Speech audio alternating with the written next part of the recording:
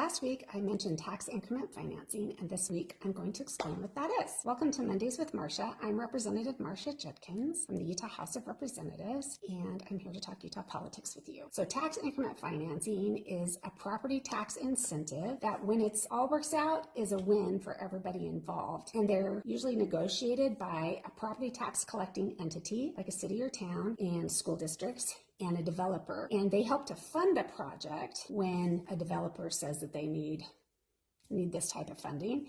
And it also has to be an assumption that the property value will increase with the development. As the property is being developed, the developer will pay the original assessed value and continue to pay that always. So the city or school district never loses out on that funding. And then after the property is developed, it's assessed at a higher value here, but the developer or owner doesn't have to pay that higher amount. They'll just start paying percentages of that higher amount until, after usually about 20 years, they're paying the full amount of their property taxes. So here's an example. Let's say that there's some property worth about $100,000 sitting undeveloped in a city, and there doesn't seem to be any prospects, and there hasn't been any prospects for development. So a developer comes and says, hey, I have a development that I want to put there, and I'm going to need some tax increment financing because I need to put in a certain structure that we can't quite afford, but if you do tax increment financing with me, we'll be able to afford it. We can develop this property. You'll be getting more property taxes in the future. So how about it? So they have to get approval from the school district, and they have to get approval from the municipality. And let's say that that property that's worth $100,000 right now, all that's owed in property taxes on it is $800 a year. After it's developed, it's now worth $100 million.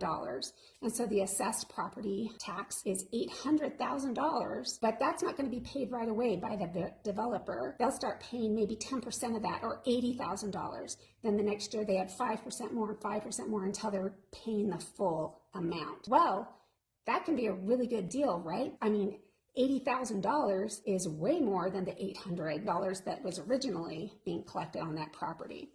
So it can be a really good deal, but it doesn't always work out like that. Sometimes the development is a bust and there's no additional property taxes that can be collected on that. Sometimes cities will try to sneak it in a little bit because they just want to attract, developers to come to their city. It really should only be used on property that is sitting and doesn't have prospects for development. Something that school districts can do and cities can do is, when they negotiate, is to get more community involvement, say, from the developer, and that can be really helpful. For example, here in Provo, we have a college that uses tax increment financing, and the school district, can say, well, yes, but what we want from you is our students to be able to go on field trips there. It's a medical school, so they've got cadavers and medical labs and all these things. We want these things for our students if we give you this benefit of tax increment financing. So thanks for listening, and let me know what you have questions about. See you next Monday.